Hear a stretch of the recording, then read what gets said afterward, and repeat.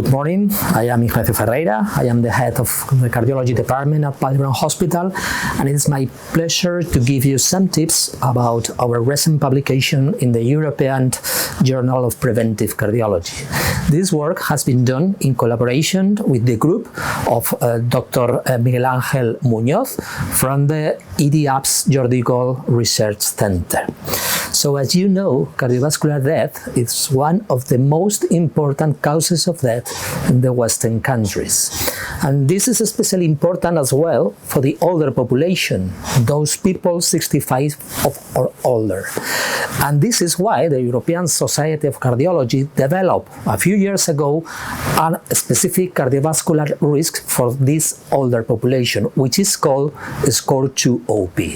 So what we did in our work is to externally validate the SCORE2-OP in a Mediterranean population.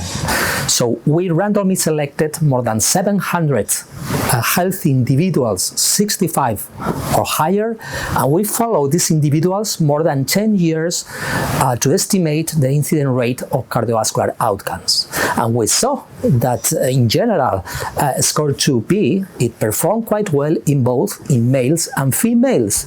But what was more important is that the information coming from a simple transthoracic echocardiogram, TEE, it improved a lot. It improved the performance of the SCORE2-OP in this population. Furthermore, the simple quantification of the calcification of the heart valves identified those people at the highest risk of cardiovascular events. And this is important because maybe in the future a simple TEE could be identified those people who are more important to intensify the preventive treatments and to strengthen the follow-up in the future. Thank you.